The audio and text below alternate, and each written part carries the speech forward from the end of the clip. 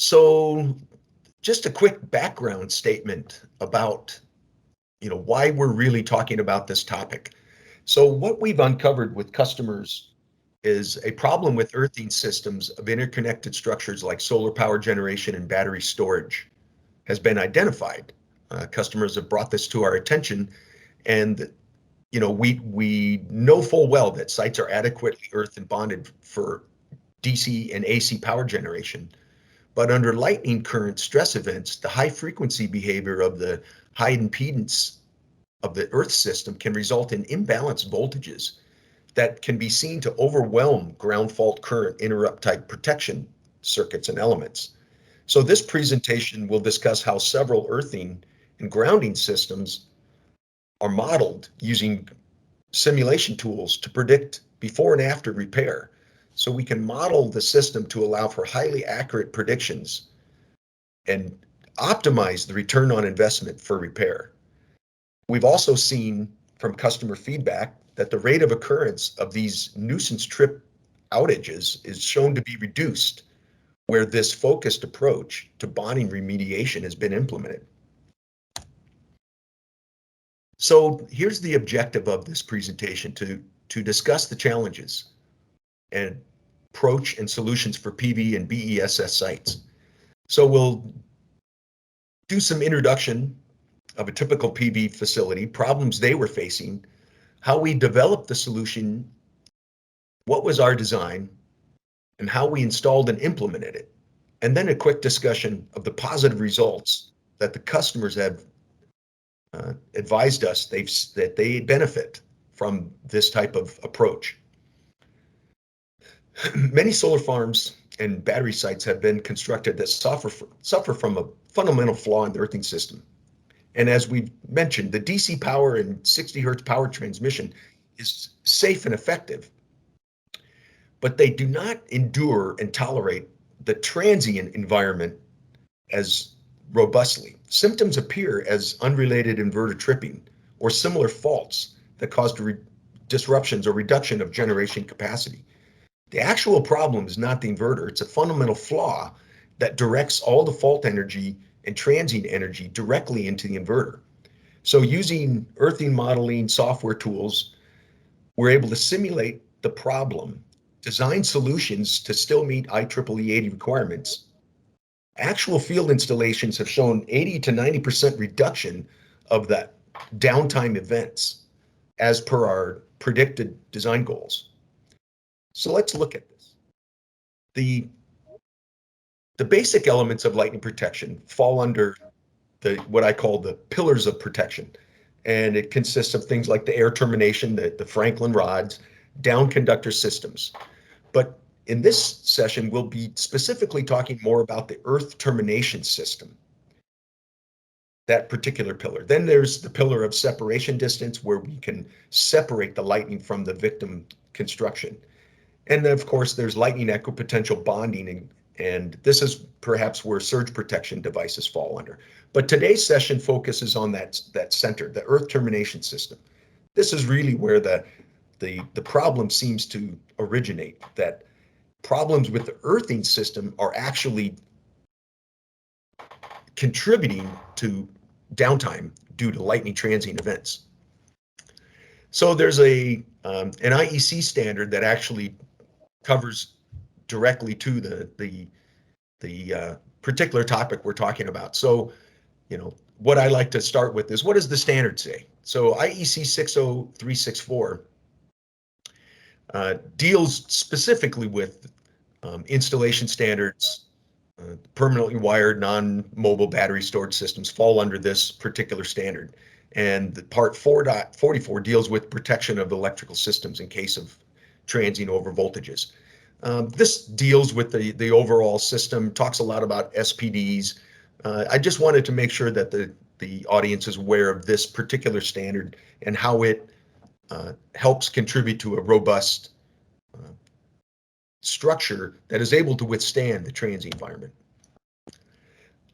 Both the NFPA 780 and the IEC 62305 deal with risk mitigation, and it starts with understanding your risk And then what should you do as a designer and an operator to really control your risk? If you understand your risk, then you apply measures to reduce the risk.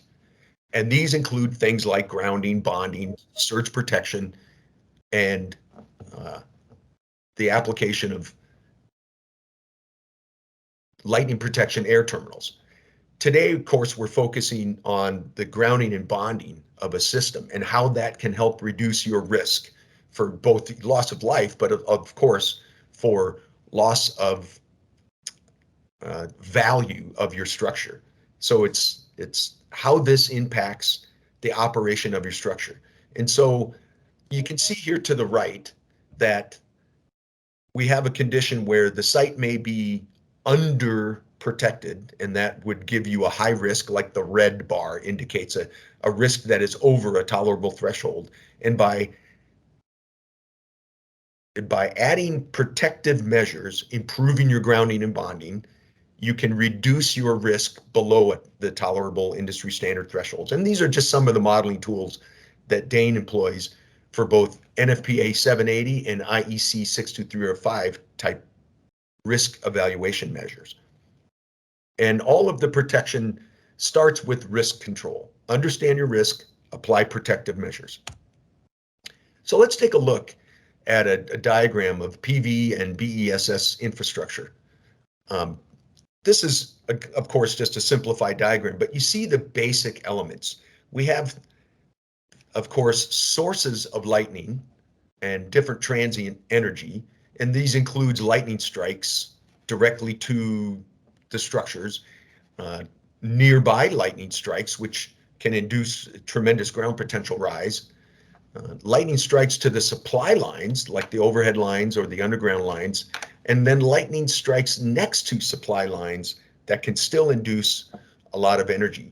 And what we're finding is that even nearby lightning strikes, or even things like static voltage being built up across a solar field, are able to induce voltages and currents through the grounding system, the buried earthing system.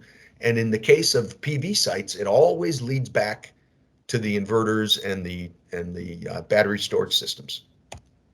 So here's another diagram with a few more details, but really what we're focusing on today is this interconnected buried earthing system. We understand that the system still needs the application of surge protection devices, like what we see here, the red and the yellow surge protection devices for both AC and DC power, as well as data lines.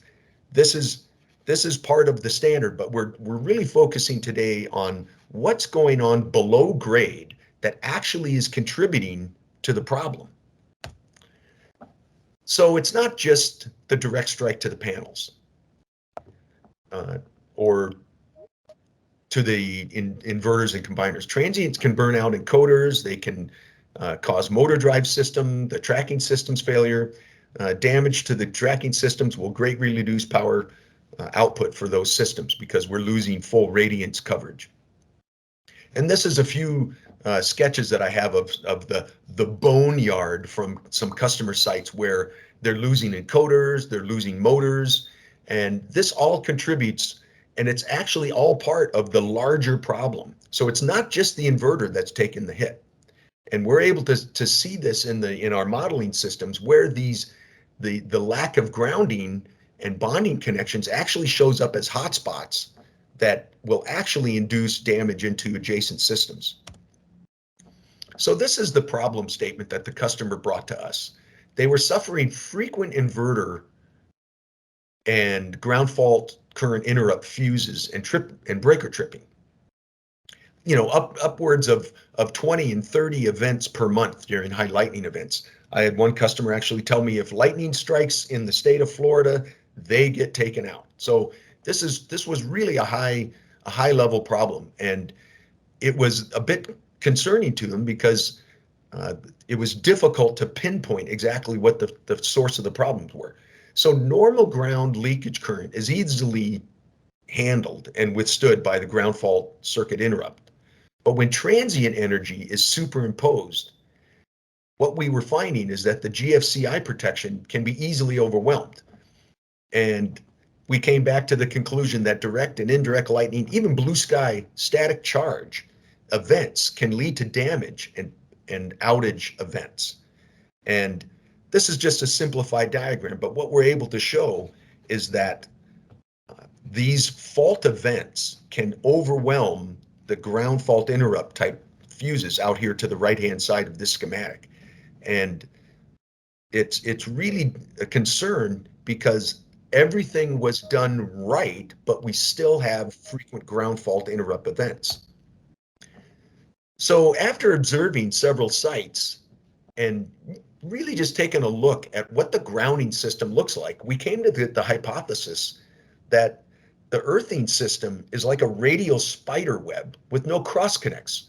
So envision that any disturbance on one of the lines is actually focused right back to the central inverter. In fact, it's the only path that it can take. The disruption occurs out in some portion of the solar field for maybe a nearby lightning strike that induces ground potential rise, and it literally is focused back to the central inverters. This seems to be what the customer was observing as a ground fault circuit trip. So to validate this, we first built accurate models of the existing layout, and then we imposed a transient event. And then we used that simulation to calculate the additional currents that would actually flow back to the GFCI circuits. And then we compared these results to what the fuse element parameters are. So for instance, if we had a fuse that had a 5 amp fault tolerance, we would use that as a sort of a goal to both analyze if there's enough energy to simulate 5 amps and can we reduce that energy. And then what we did is we added that spiderweb cross connect and then rerun the simulations to see if the results can be shown to actually control that energy and to reduce it below a threshold where the ground fault fuses are better preserved. So the methods in modeling that we used was a very effective product on the market called XGS Labs, and it does take a lot of input. You have to have comprehensive soil resistivity, you have to have a detailed site layout, you have to have a grounding system and bonding layout drawings, electrical single line diagrams. We use the substation information, we use grounding system analysis, we use third-party CDEGS reports. These are commonly used for the AC and DC power safety evaluations. And we take that data, and this all feeds into the modeling that we perform. So it takes quite a bit of data input to generate accurate models. So first I want to describe soil measurements. What we've seen in our modeling is that the results are very, very heavily dependent on the soil conditions on a site. So it's really, really important to have follow potential and reasonable 4-point measurement type and accurate 4-point measurement data. For instance, using Schlumberger or Ritter measure techniques to get really good, accurate soil models. And what this tends to look like is a data set that we can use in our modeling. So I'd like to use a couple of polling questions to really get a feel for the audience, and you can answer this in the polling side of the event and put your own comments in. But is it true that lightning only strikes the tallest object? Is this true or false? Well, it's not true. Lightning strikes very randomly, so it's not always just the tallest object.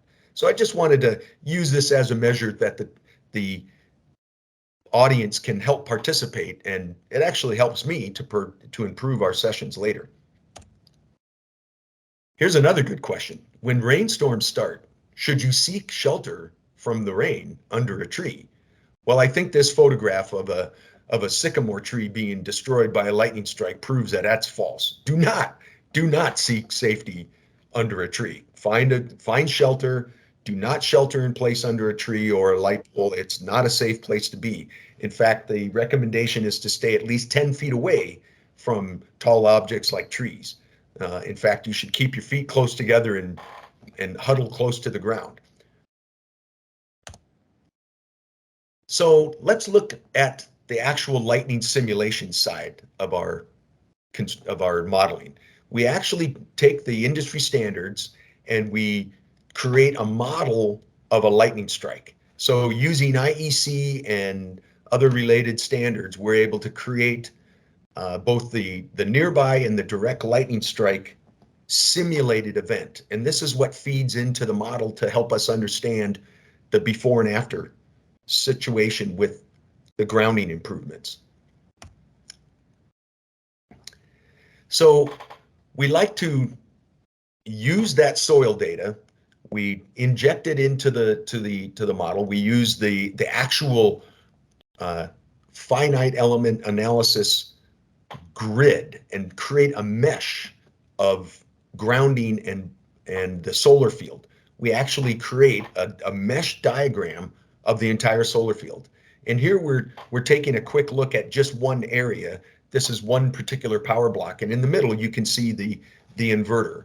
And then sort of pick some random spots and inject lightning current. And this is the before situation. And what we're able to see is that you will have extremely high ground potential rise around the inverter. And because of that spider web sort of mentality where the grounding lines all feed back to the inverter, what we're seeing is that it actually focuses the lightning energy back to the inverter.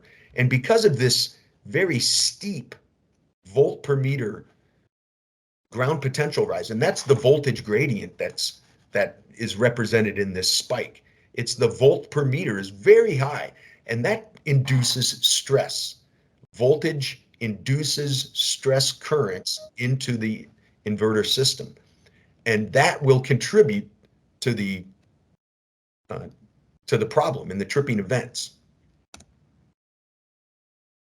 So here we've done a analysis of that strike event at an inverter, and what we're able to show is that the peak current that's induced into the inverter in particular core areas like the inverter ring at a second point, the inverter trench cables, the medium voltage neutral lines, we're able to actually look at what's happening from a lightning event and then evaluate both the peak current, but equally important is the energy. And this is what we see is highly important, because it can be seen that the amp squared energy that's being induced into the GFCI circuits easily overwhelms and causes the GFCI circuits to fail. So to really summarize that is, by using this modeling, we're able to simulate the lightning and then look directly at key points around the inverter, and we actually can observe in a simulation what to expect if lightning were to hit the site or anywhere around the site. And this helped us validate that I think we're on the right track, and that if we improve this situation, we can reduce that energy that's being injected into the inverters.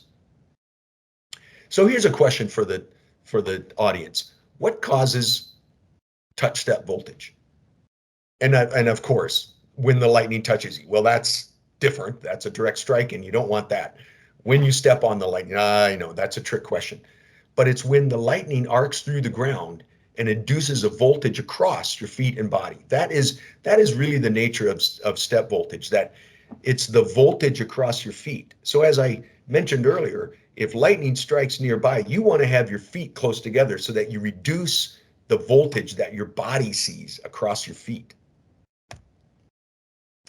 So this is really the nature of the solution.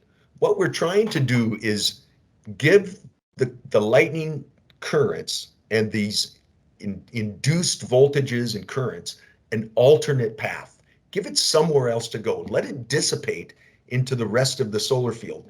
It's really much like a current divider where we're allowing the lightning currents to have alternate paths and not just be focused back to the inverter. And here it's a little bit difficult to see the black line. That's the existing ground wire. And you can see it's coming from the rest of the solar field through the cab lines and the rest of the grounding system. And it only has one path to go. So what we're doing is we're adding very, very specifically these orange jumpers. Basically, we're bonding. We're using the pillar of lightning protection, the grounding and bonding pillar, and we're bonding the struts together in a way that will reduce the focused energy and allow alternate paths. It's basically a very complicated current divider. And every time we're able to add a particular bond at a focused location, we can give an additional lightning current path.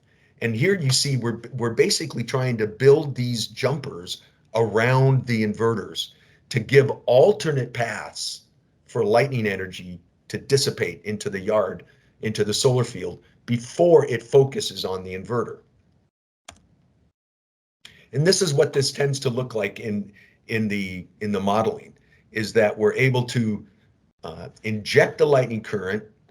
We have the built-in soil resistivity models. We're able to look at the entire solar field as a whole and then see where the lightning currents want to dissipate.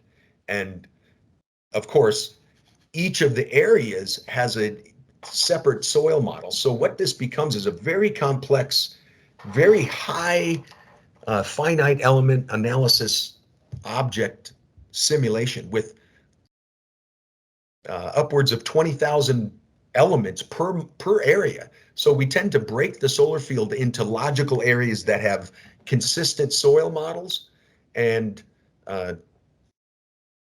sort of a size that gives us something we can tackle within the finite element analysis. And what we found is that the results, of course, very heavily dependent on soil models. So again, this was a comment we made earlier, was to really be careful that we have accurate soil models, accurate soil readings from the site for different areas of the plant. And in many of these sites, we're seeing that the soil model from one end of the plant varies very highly, very wildly different models from one end of the plant to the next. And of course, the results are very dependent on the soil resistivity models. This is what we find from a before and after. And this is what helped us in our simulations really come to a very high confidence that the simulation was accurate and that the design approach would yield acceptable results. So what we have is the before in orange on the graphs to the right. We have the actual peak transient current that is reduced in half, easily in half, and the actual amp squared second transient energy being reduced, also significant reduction. So without any extra bonding, we're seeing that focused energy, that all of it goes back to the inverter. And then with additional diverted paths, these extra current divider paths, we might call it, with these extra paths, we're able to radically reduce the energy. So what's really important is this lower table where we're cutting the energy in half or even by orders of magnitude. And what that tells us is that we're on the right path. We're reducing the energy that's hitting that ground fault interrupt and ground fault protection breakers. And this is what's telling us, you know what, we think we're on the right path. So this is what it might look like on a typical site where you have these additional bonds put in around the inverters in key points so that it doesn't just focus on one area. The whole point is to disperse the energy more evenly across the site. And as I pointed out, the existing grounding structure is in place and it is safe for power distribution. It's all been qualified through previous simulation for fault events, but it's the transient environment that really shows where the weaknesses are. And like one of my customers like to say, the lightning will tell me where I have problems. And this is what we're able to simulate. We're using the simulation to tell us where you have problems and where to fix and apply modest amounts of improvements so that we're not doing, I mentioned it on another slide, we're not doing a shotgun approach. We're not putting bonds everywhere. That would be a complete overkill and waste of money. It's not feasible. It's not possible. We're trying to be very specific and scientific about the approach so that we're applying enough bonds to reduce that threat, that induced energy below the known thresholds. So here's some before and after data that we've measured at sites. This was from about a year ago, and what we looked at was some key elements, test locations, and we looked at where the energy is both focused and also where it might really pay the most attention to reduce. And what we've seen are great improvements. So this is the measured improvement from a site. So for instance, here in the middle of the chart, we had a core, what we call the pylon to pylon measurement here in the middle, where it was 9.8 ohms of measured impedance between those two spots. And with the improved bonding, we're able to reduce that orders of magnitude. And this is what's key, is that we're giving the current alternate paths. And it may sound redundant, but that's really the key that we're trying to do, is reduce that initial value and give the current somewhere else to go. So part of the work involves digging, and no customer likes to have any disruption to their operation. We don't want to cause more problems than we're solving. So we actually bring a very thorough approach, and we come out to sites, we do ground penetrating radar, we do radio frequency inspection, and we verify that there's no hidden objects on some of these sites. A lot of sites, for instance, in Florida might have been repurposed from old orange groves that might have buried pipes for irrigation. And so we want to make sure that we're not going to cut anything. We don't want to find any surprises on site. So we come out and do a very careful analysis of the existing site. And as I say here, you'd be surprised how often the as-built is not exactly as built. So it's really important to validate what's buried on site and then to make sure to avoid any of those obstructions. The system looks very much like this, where the third-party experts come out. They use ground penetrating radar. They use radio frequency induced testing to essentially light up the site and see what's buried under the ground. Now, it may be a little hard to read on the screen off here to the right, but this is an indication that there's buried tree stumps and things that might be in the way. And the expert analysis of this ground penetrating radar helps us understand, are we going to cut into something metallic, or is it just a lump of dirt that's slightly different density? So this is a real key part of the solution, is to make sure you're not cutting into anything, and to really validate that the design model is accurate and that we're able to execute the additional buried ground bonds. And this is what it might look like on a site where we have a satellite view of the site. We'll come out and do the proper reconnaissance. Then the actual remediation work can begin. And you can see it's trenching and burying, cable elements below grade and bonding pylons together that were not previously bonded. In this case, you can see it's along this outer edge of the field. We're trying to add the cross connects to the otherwise weak radial structure of that grounding field.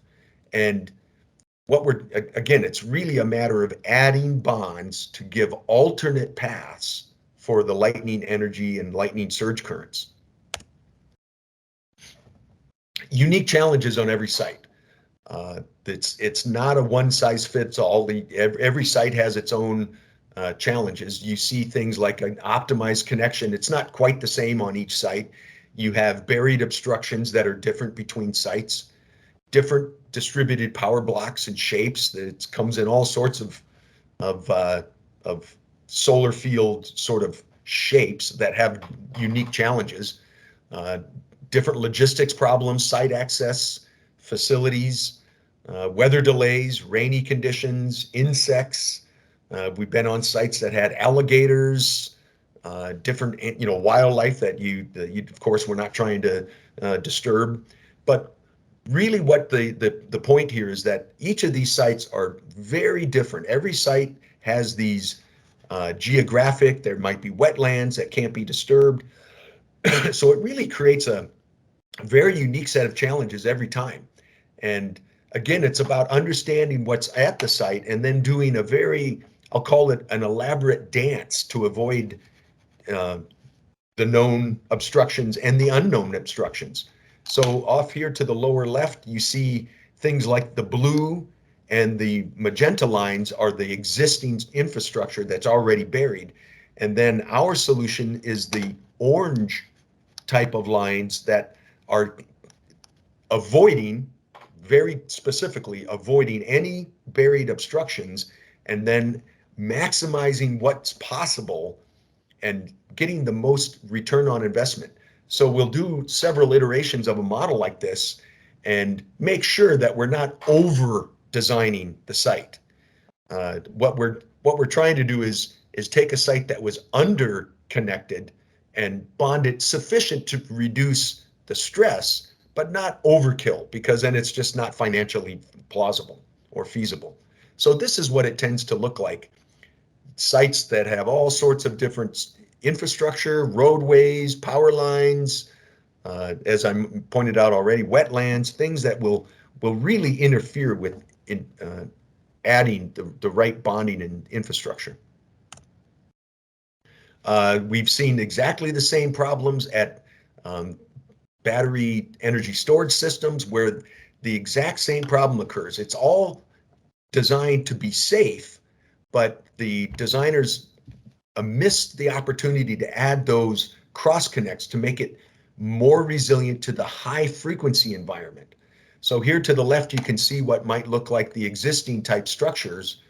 And what we're trying to do is add bonds that are sufficient to reduce the spider web effect and add recommended bonds that overall make it a more resilient and stronger spider web. That's really the point, is to not overkill, but add just enough. So how does lightning induce surges? This is often I call it the chicken and the egg type question. Is it a voltage or is it a lightning current? Is it direct coupling of the strike delivering charge into a wire? Is it electromagnetic induced currents from the plasma channel into adjacent wires through magnetic coupling? Is it a ground potential rise that provokes a voltage between two pylons line to ground, and then this voltage drives a current? And are all mechanisms possible, and some that we don't even have mentioned? Well, yes, there's lots of ways to induce lightning and transient currents. And what we're finding is that some of these electromagnetic couplings, for instance, cause steering diode failures that are very difficult to predict and very difficult to understand what's causing the currents to induce such a catastrophic failure, as you see to the right side of this photograph.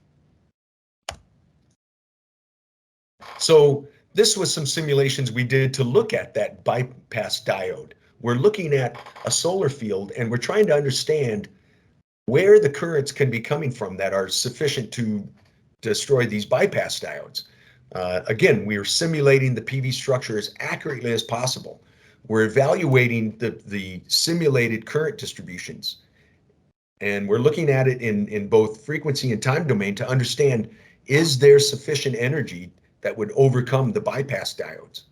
We're looking at and evaluating different grounding and bonding configurations to discover, is there additional measures that need to be applied? Is there other things that could be reducing the magnetic and energy values?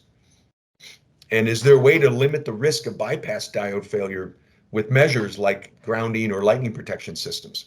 So these same sorts of tools and the same approach to understanding the simulated behavior of a mesh network, we're using those same tools to understand, are there more problems that may be able to be addressed through these simulation tools?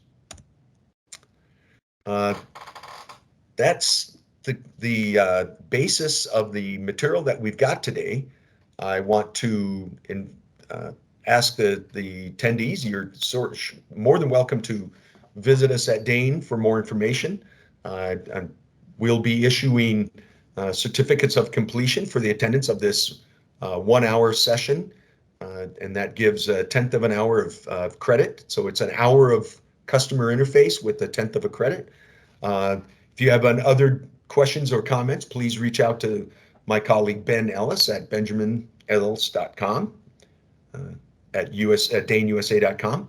And I also would like to ask the attendees, if you have some questions, to please put them into our polling area, at which point, Lisa, if you would, please end the recorded portion of our session, and then we can go to the questions that might be posed in the session.